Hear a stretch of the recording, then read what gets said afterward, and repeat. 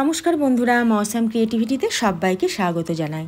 বন্ধুরা, নিরামিষ দিনের জন্য সুস্বাদু রেসিপির পদ নিয়ে চলে এসেছি আজ।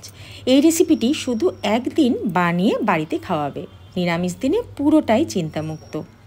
আর এটা একবার বানালে কিন্তু বারবার বানানোর আবদার আসবে তোমার কাছে।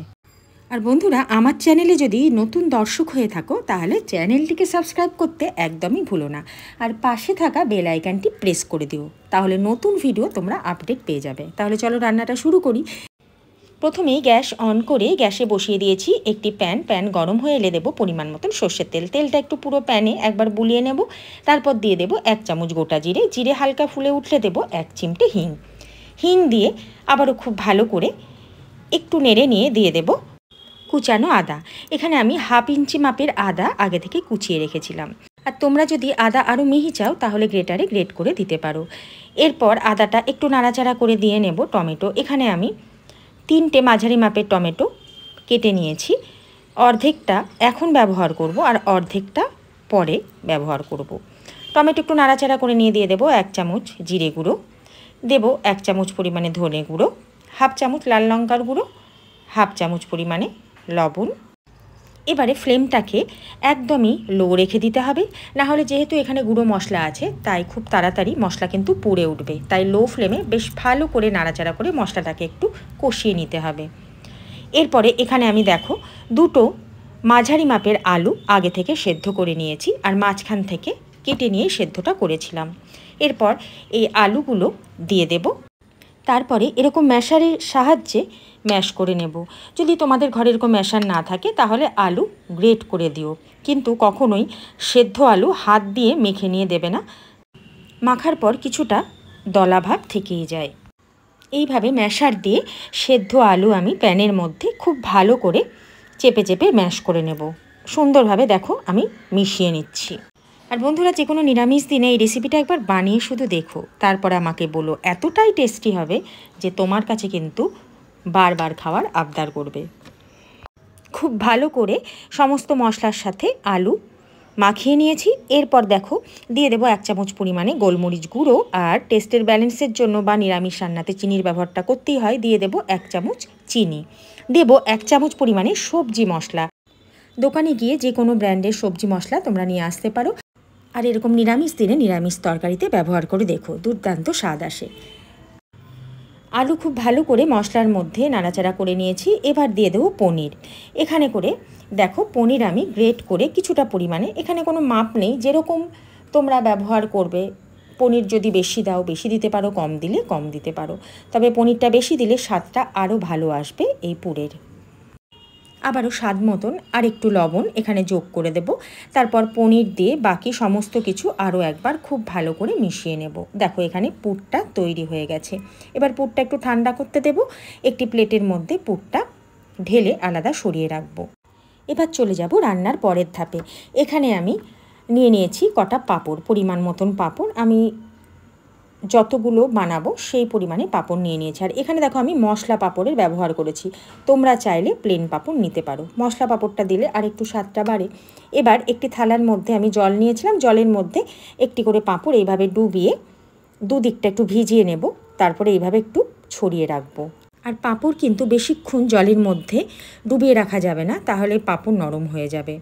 এরপর এরকম দেখো একটা দিয়েছি, তার উপর আর একটা পাঁপড় দিয়ে দিয়েছি, কারণ এটা যেহেতু মশলা পাঁপড় সেই জন্য কিছু মশলার জায়গাগুলো না ফুটো হয়ে গেছে, আর সেদিক দিয়ে পুর বেরিয়ে যেতে পারে, সেই জন্য 2টো করে পাঁপড় আমি দিয়ে নিয়েছি।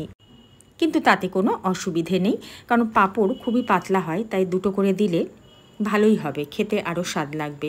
এরপর দেখো এইভাবে দুদিকটা ভালোভাবে মুড়ে নিতে হবে। যদি দেখো একটু জল দিলে মুখটা ভালো করে মুড়বে, তাহলে এইভাবে একটু জল লাগিয়ে লাগিয়ে খুব ভালো করে মুড়ে নিও 4টে দিক, যাতে কোনোভাবে পুরটা বাইরে বেরিয়ে আসতে না পারে, বা ভাজার পর পাঁপড়ের এই সাইডের মুখগুলো খুলে না যায়। একটা এইভাবে বানিয়ে দেখালাম, আরও একটা দেখিয়ে দিই। এইভাবে দেখো আবারও একইভাবে 2টো পাঁপড় নিয়ে নিলাম, উপরে দিয়ে দিলাম পুরটা দেওয়ার পর তারপরে আগে একটা সাইড ভাজ করে নেব, তারপরে অপর সাইডটা একইভাবে ভাজ করে নিতে হবে। আর ওই যে বললাম, যদি দেখো যে মুড়ছে না, মানে খুলে আসার সম্ভাবনা আছে, তাহলে একটু করে জলের হাত লাগিয়ে দেবে, তাহলে খুব সুন্দরভাবে মুড়ে যাবে। আর এইভাবে 4টে ভাঁজ করে সাইডগুলো একটু চেপে চেপে দেবে। সব পাঁপড় একইভাবে ভেতরে পুর দিয়ে এইভাবে আমি মুড়ে তৈরি করে নিলাম। এবার এগুলোকে ভাজার পালা। আবারও গ্যাসে প্যান বসিয়ে দিয়েছি, দিয়ে দেবো পরিমাণ মতন সর্ষের তেল। তেল একটু ভালোভাবে প্যানের মধ্যে মাখিয়ে নেব।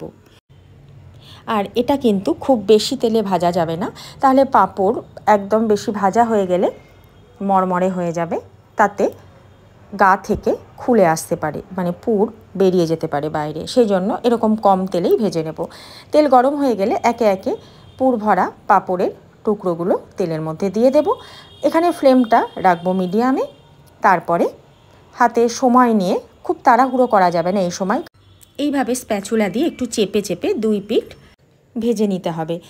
খুব বেশি না ভাজলেও চলবে, কারণ পাঁপড়ের তাহলে কিন্তু স্বাদটা চলে যাবে। এইভাবে শুধু উল্টে পাল্টে হাতে সময় নিয়ে ফ্লেমটাকে মিডিয়ামে রেখে একটু স্প্যাচুলা দিয়ে চেপে চেপে দিলেই কিন্তু সুন্দর এইভাবে দেখো ভাজা হয়ে যাবে।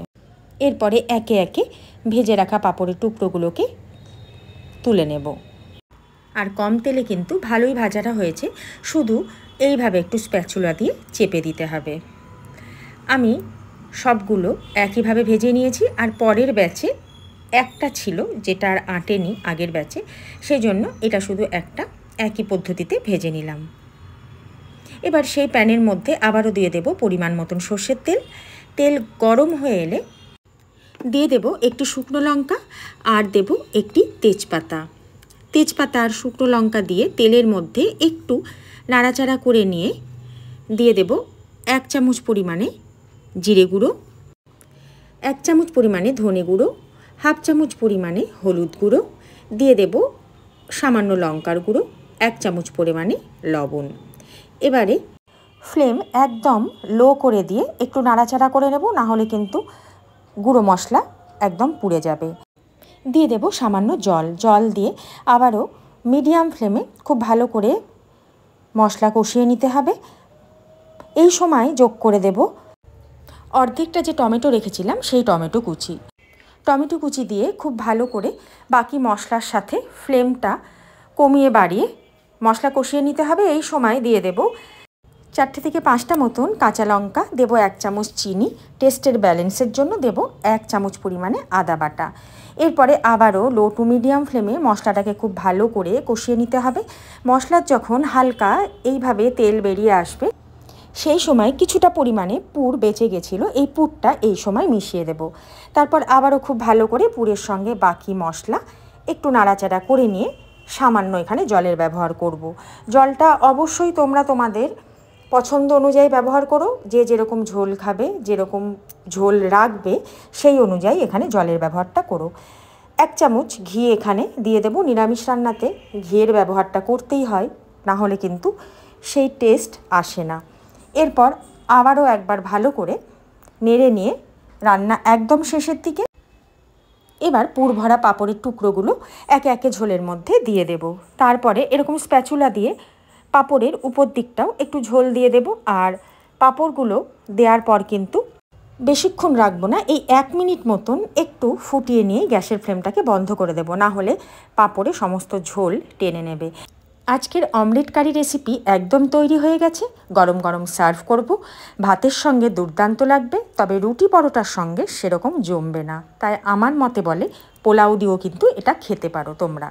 তাহলে বন্ধুরা অবশ্যই জানিও এই রেসিপি কেমন হলো। একটি লাইক করো আর অনেক অনেক বন্ধুদের সাথে শেয়ার করো। খুব ভালো থেকো, সুস্থ থেকো। দেখা হবে আগামী পর্বে নতুন কোনো রেসিপি নিয়ে মৌসাম ক্রিয়েটিভিটিতে। ধন্যবাদ।